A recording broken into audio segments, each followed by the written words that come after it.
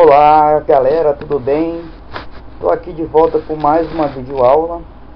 Hoje vou estar falando sobre a classificação dos seres vivos e a biodiversidade.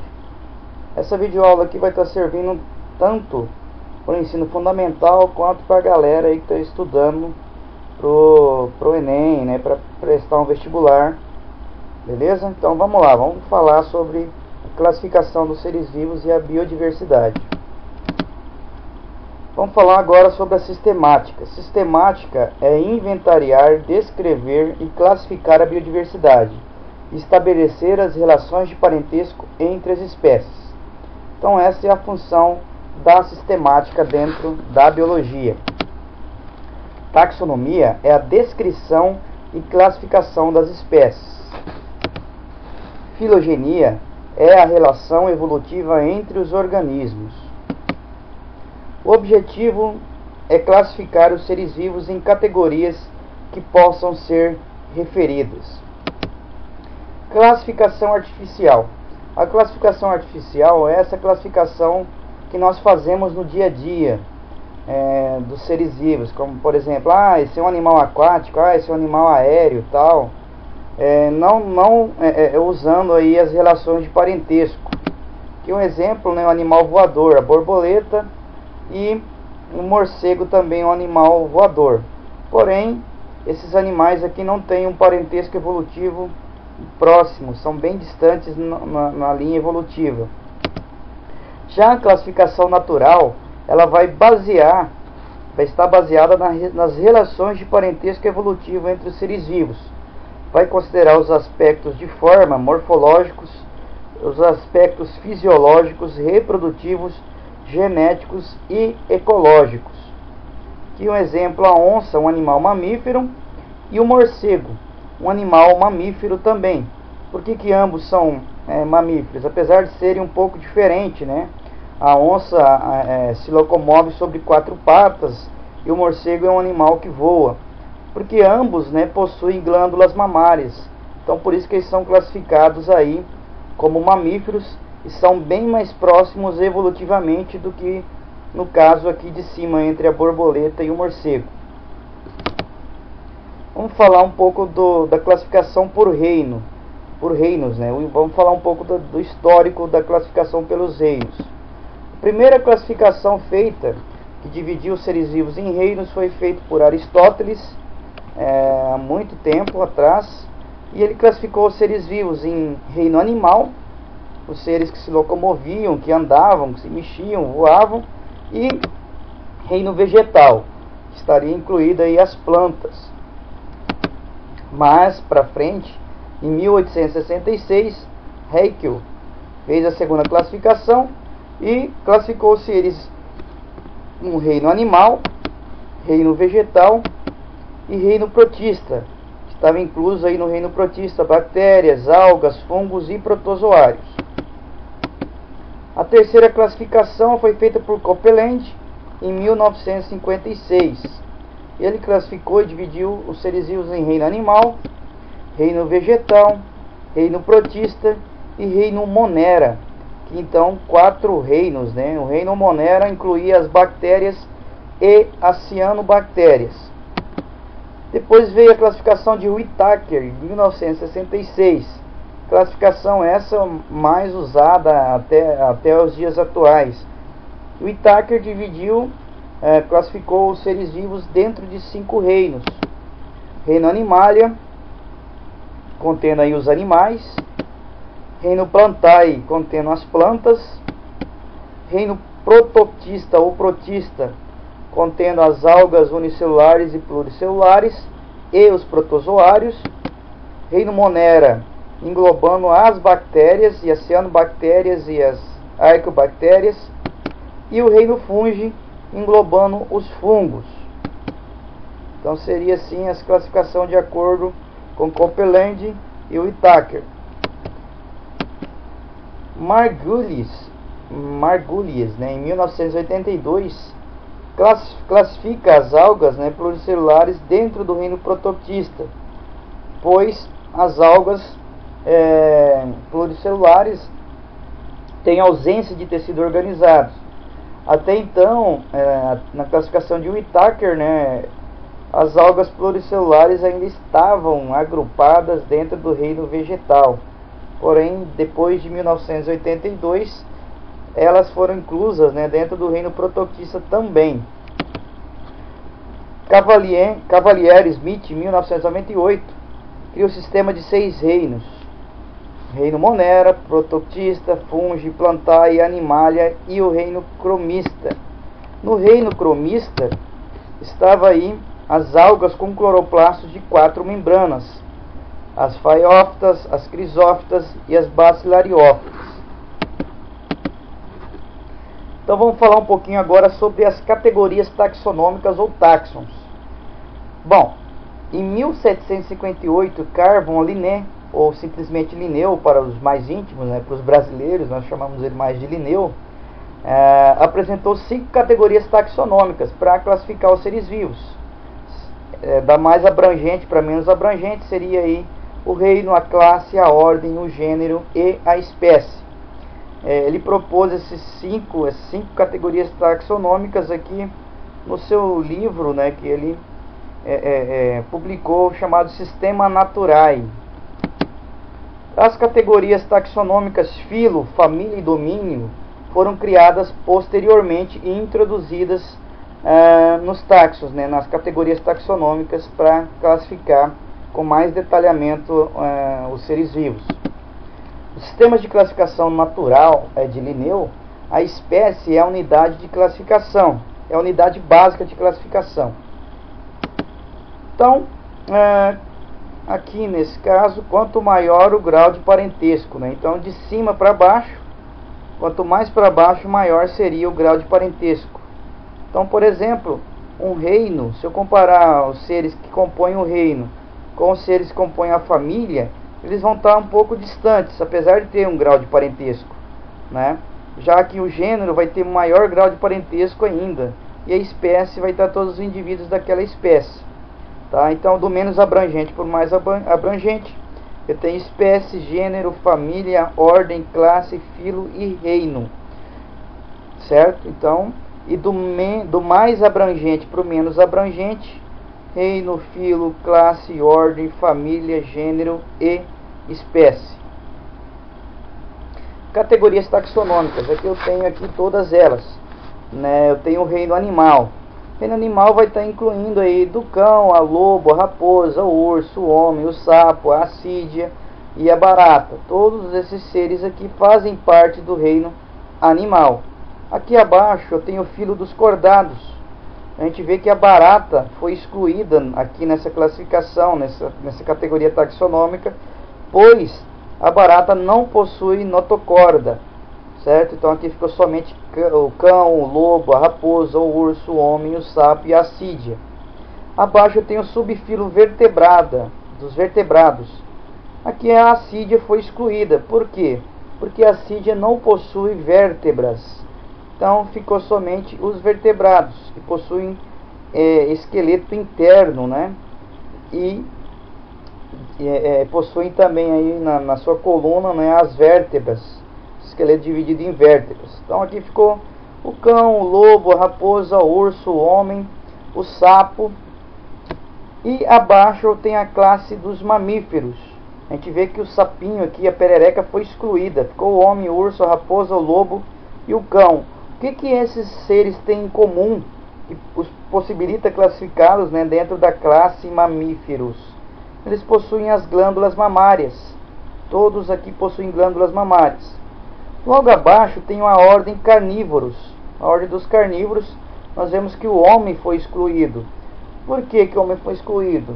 Porque aqui na classe dos carnívoros eu tenho seres que se alimentam estritamente de carne.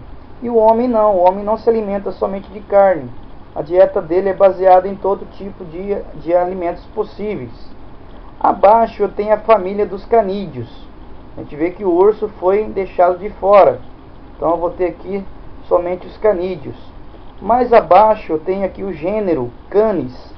Canis lupus, Canis familiares. Duas espécies distintas, porém bem próximas evolutivamente, né, vão estar dentro do gênero Canis. E aqui embaixo ficou somente uma espécie, a Canis familiaris. Se eu tivesse considerado somente o lobo aqui como espécie, ficaria aqui Canis lupus, e estaria excluindo a espécie do cão doméstico. Os domínios. O Oise, em 1990, propôs uma classificação dos seres vivos em 3 domínios, fazendo uma análise aí do gene do RNA ribossômico. E ela propôs aí o domínio Archaea, que continha as bactérias metanogênicas, termófilas, halófitas e acidófitas, todos seres que vivem em locais de extrema dificuldade, chamados, então eles também são, as arqueias são chamados de extremófilos.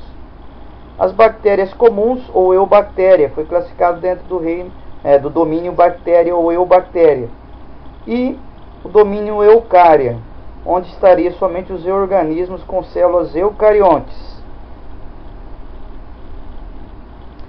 Nomenclatura científica. Vamos falar como que nós damos o nome cientificamente às espécies, aos seres vivos.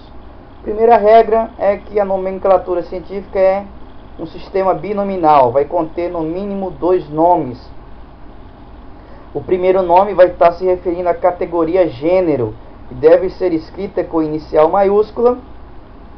O segundo nome vai estar se referindo ao epíteto específico, e é ele, juntamente com o primeiro nome, que vai estar dando o nome da espécie. Esse segundo nome deve ser escrito com inicial minúscula. E os nomes devem estar em latim ou latinizados. O nome deve estar em destaque, sublinhado, quando tiver escrito manuscritamente, ou em negrito ou em itálico, quando nós estivermos digitando esses nomes científicos. Um exemplo aqui, Crotalus terrificus, é o nome científico da cascavel.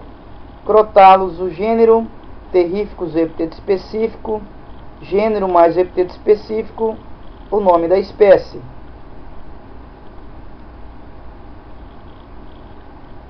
Muitas vezes nós encontramos nos livros ou nos textos um nome científico com 3 nomes. Nesse primeiro caso, Anopheles nisorrhynchus darling, é o mosquito prego. Nossa, professor, e agora? Que é esse nisorrhynchus aqui? Um segundo nome entre parênteses, com inicial maiúscula. O que corresponde isso aqui? Então vamos lá, o Anopheles é o gênero, esse nisorrhynchus, corresponde ao subgênero. Então subgênero vai estar sempre depois do gênero, entre parênteses e com inicial maiúscula. E o Darling, o epíteto específico. Agora vamos ver esse outro exemplo aqui. Rhea americana alba, é a ema branca. O Rhea é o gênero, a americana é a espécie, e a alba, aqui com inicial minúscula, corresponde à subespécie. Então tem uma diferença, das 2 formas aqui. Nesse caso, o que aparece aqui a mais vai estar o segundo nome. Sempre que for o segundo nome, corresponderá a subgênero, vai estar entre parênteses e com inicial maiúscula. Nesse segundo caso aqui, o segundo nome está normal, minúsculo, não está entre parênteses, então continua sendo o epíteto específico. E é o terceiro nome que apareceu a mais aqui, que vai estar correspondendo à subespécie. Tautometria é um caso de repetição de nomes. É quando o nome do gênero e o epíteto específico são iguais. Um exemplo aqui, gorila, gorila. Gorila com letra maiúscula, gênero, e gorila com letra minúscula, epíteto específico. Classificação filogenética cladística de Hennig foi feita em 1950. Hennig se baseou nas relações de ancestralidade evolutiva entre as espécies atuais ou já extintas. Qual foi a proposição fundamental? Ele propôs que, se a novidade evolutiva surge e se mantém em uma determinada espécie, todas as espécies delas descendentes herdarão esta novidade. Novidade evolutiva é a característica que não estava presente nos ancestrais daquela espécie. Conceitos fundamentais de cladística. Características plesiomórficas. O que é uma característica plesiomórfica? é aquela característica presente no ancestral mais antigo. Característica apomórfica é a característica derivada e hereditária de uma característica plesiomórfica, uma novidade evolutiva que vai estar definindo grupos de descendentes de um ancestral. Sinapomorfia, palavra difícil de falar, é o compartilhamento de uma característica apomórfica por todos os descendentes de seu ancestral comum. Vamos falar agora sobre os cladogramas. O que são cladogramas? Os cladogramas são representações das relações filogenéticas entre diferentes grupos de seres vivos. Então, são representações gráficas do parentesco evolutivo entre as espécies. Eu tenho aqui um exemplo de cladograma. Uma linha do tempo, né, passado, quanto mais na base, mais antigo essa espécie, quanto mais para cima, mais atual. Então aqui, essa espécie A, ela se originou numa linha do tempo bem, muito no passado. Se eu for comparar aqui com a espécie D, por exemplo, que veio aqui nesse nozinho de cima, cada nozinho corresponde a um ancestral comum. Então cada nó representa a diversificação por cladogênese e o ancestral comum dos ramos acima. Então aqui, por exemplo, característica derivada do grupo D, característica primitiva do grupo ancestral. Então aqui, ó, o ancestral de D e E vai ser o mesmo aqui. Então D e E são mais próximos evolutivamente do que, por exemplo, se eu for considerar aqui a espécie A, que tem um ancestral lá muito mais atrás no passado. Então isso é um cladograma, né, que vai estar mostrando as relações de parentesco entre as espécies. Isso aqui é o cladograma dos vertebrados. Nós vemos aqui alguns traços que vai estar indicando, nesse caso, alguns adventos evolutivos, alguns acontecimentos evolutivos. O 1 aqui, por exemplo, foi o surgimento das vértebras. O 2 foi quando surgiu a locomoção terrestre. Teve então aqui a transição entre peixes e anfíbios. Lembrando que os anfíbios ainda têm uma dependência muito grande da água, né? Eles têm duas vidas, né? Daí que deu o seu nome de anfíbios. Anfi, duas, e bios, vida, duas vidas. Então ele tem uma fase que ocorre necessariamente dentro da água, que é a fase juvenil, né, desses seres, e a fase adulta, né, seria a fase terrestre. O 3 aqui seria aí o advento do ovo amniótico. Com o advento desse ovo amniótico, o que acontece? Deixa os seres vivos mais independentes da água.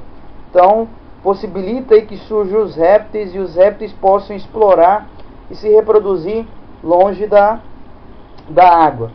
O 5, o surgimento do crânio diapsídico, e o 6, o 4, né, primeiro aqui, né, o crânio sinapsídico, o 5, o surgimento do crânio diapsídico, e o 6, a adaptação ao voo, né, que possibilitou que surgissem as aves aí, evoluindo aí de um grupo de répteis.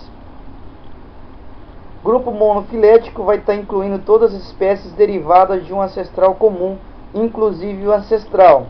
Então aqui eu tenho um ancestral comum e todos os seus descendentes estão inclusos nesse caso aqui. Vai estar incluindo inclusive um ancestral comum. Grupo parafilético compreende um grupo de descendentes de um ancestral comum, mas não todos os descendentes desse ancestral. Então nesse caso eu vou estar excluindo nos descendentes aqui, vou estar considerando somente os répteis aqui nesse caso. Grupo polifilético reúne 2 ou mais grupos monofiléticos que não incluem ancestral comum a todos os grupos. Aqui no caso mamália, o grupo mamália e as aves, não inclui os demais ancestrais descendentes desse ancestral em comum aqui. Diferentes sistemas de classificação dos seres vivos. Nós vimos que tem dois tipos. A classificação por domínios, que vai classificar seres vivos dentro do domínio Archaea, domínio Bactéria, domínio Eucária. E da classificação por reinos, nós temos incluindo vários tipos de reino. O mais comum, esse aqui com 5 reinos: reino Monera, Protista, Fungi, Plantae e Animalia. Tem um outro que traz o reino Bactéria, o reino Archaea, o reino Prototista, o reino Fungi, o Plantae e o Animalia.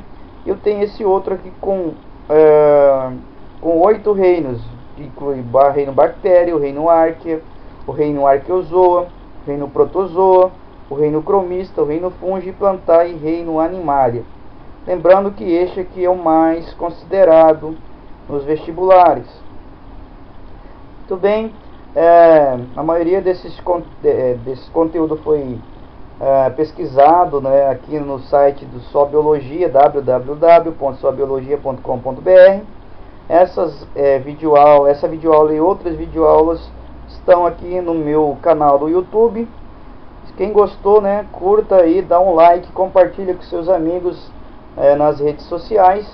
E aqui tem a minha página no Facebook, que é onde eu também interajo com meus alunos, pessoal que me segue aí nas redes sociais. Também posto as videoaulas que eu posto no YouTube, eu compartilho elas aí. Então, muito obrigado pela atenção, espero que tenha sido de boa valia para vocês, e até a nossa próxima videoaula. Um abraço.